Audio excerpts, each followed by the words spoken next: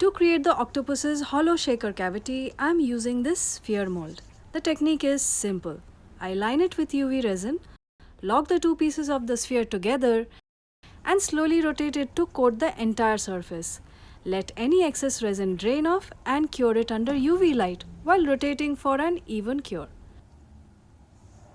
A quick check to see if the resin is cool, and then we'll do the same thing one more time to reinforce the shell. Because the opening became a bit constricted on the second lining, I had to fight against surface tension. The UV resin wanted to close up the hole, so I used a toothpick to break the fill line and push the resin inside.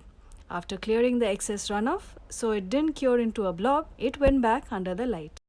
I let the piece cool down completely before trying to demold it.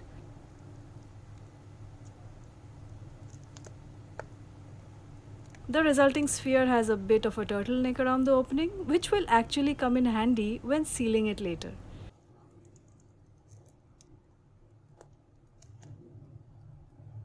I was tempted to trim away the flashing, but realized I might accidentally puncture the sphere. Since it will completely vanish once it's embedded in the resin anyway, I decided to leave it as it is. There are a few other little imperfections that would probably disqualify this piece if it were a standalone bauble, but for a shaker cavity, it is of absolutely no consequence, as you will see later. Next up is our octopus mold with 8 tentacles and its big bulbous head. We are going to be placing the sphere into its head. To ensure the cavity sits perfectly suspended away from the outer surface, I crafted some custom spacer pegs out of UV resin.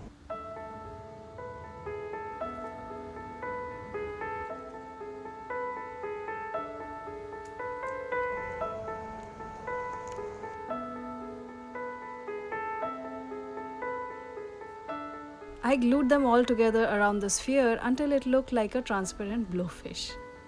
Hopefully these won't be too visible in the end. While making this project, I read up a little on this magnificent creature and I'm totally fangirling now. Did you know that the brain sitting right behind the eyes of this octopus is actually one of 9? The other 8 are completely spread out with a mini brain inside each of its tentacles. It's an absolutely evolutionary masterpiece, which makes putting a moving liquid shaker right inside the giant head feel like a pretty accurate design choice.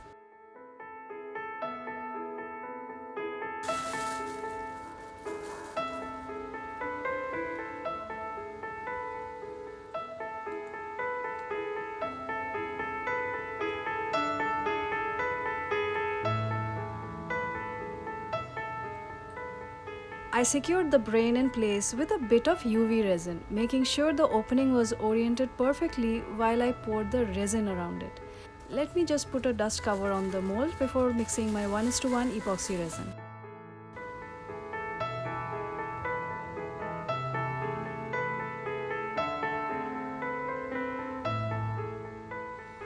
Once degassed, I slowly poured the clear epoxy so no bubbles got trapped. I poured at an angle deliberately so that the layering of the resin doesn't create a visual interruption in the back of the head of this gorgeous creature.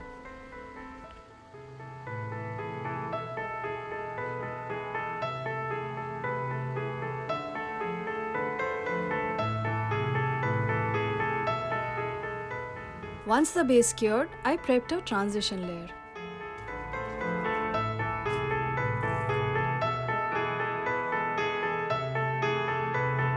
I placed some crushed glitter randomly around the cavity and on the mold surface so it looked like it's gracefully diffusing. If I had just mixed them into the resin, they would have sunk to the bottom and created a harsh clear line between the glitter and the next layer of resin.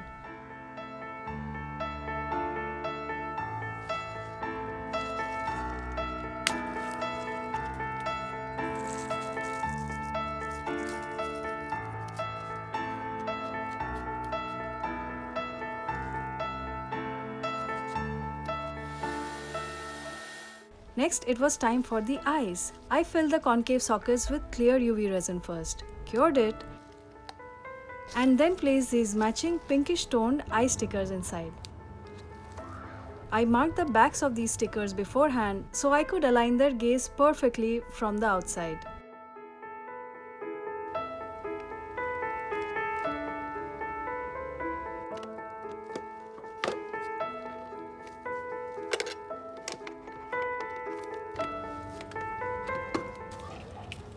I added a little more glitter in matching color to absorb any flowy resin and carefully slathered it around the shaker opening and behind the eyes.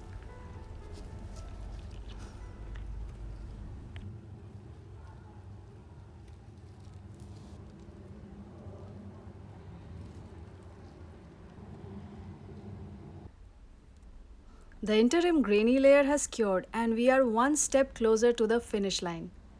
I cleared away a bit of stray resin and then used clear UV resin to make tiny spots on the tentacles. This leaves random dimples so that the final tentacles are not completely smooth. The body and the tentacles will also be cast with 1:1 epoxy resin.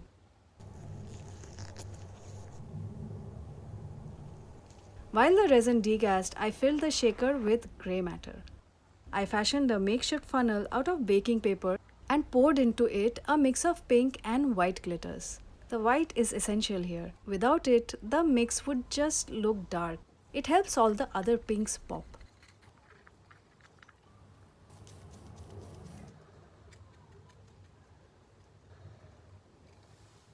Then I started to seal the hole with UV resin and pulled back and hastily cured it just in time because I still needed to fill the shaker liquid. We are using baby oil for this project.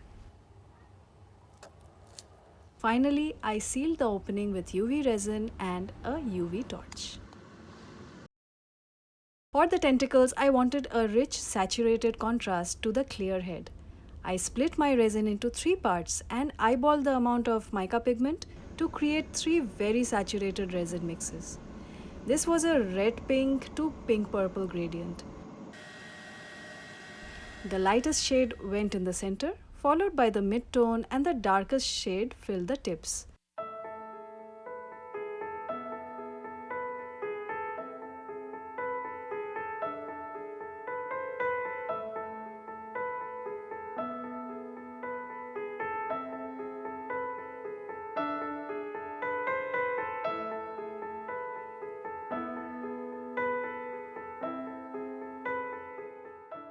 I didn't worry too much about blending them perfectly. I trust mica pigments to push and pull during the cure.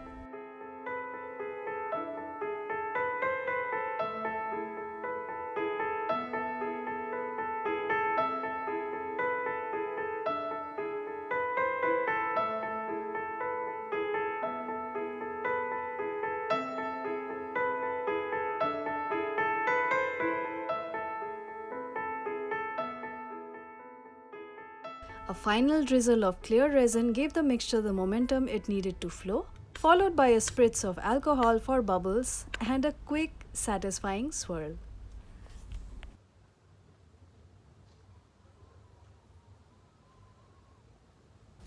Time to demold. There's a little flashing on the tentacles to trim, but the piece is relatively bubble-free.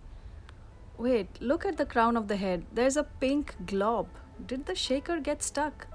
Let's turn this lovely creature upright and see if the glitter moves.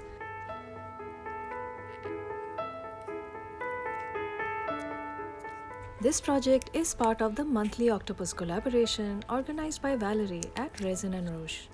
Check out the collab playlist for inspired ideas by other wonderful artists and give them your love.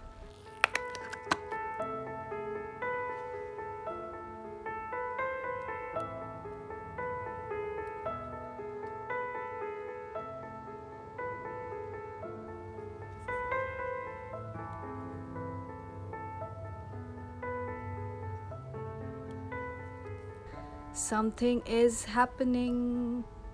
I think it just needs a little shake.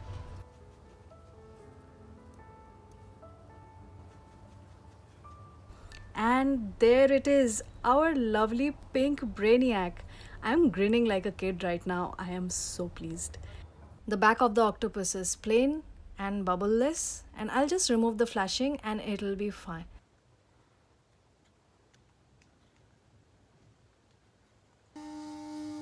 Because we poured at an angle, I was able to remove the horizontal layering of the octopus, and that central glittery transition completely hides where the shaker cavity ends.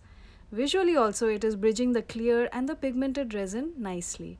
It's a neat little detail that worked out even better than I hoped. If I'm being self-critical, I would have been more aggressive with the dotting on the tentacles. I should have made them denser or bigger because right now it's very easy to miss and isn't making much of an impact. But the little dimples are still a nice complementary texture for the acute observer.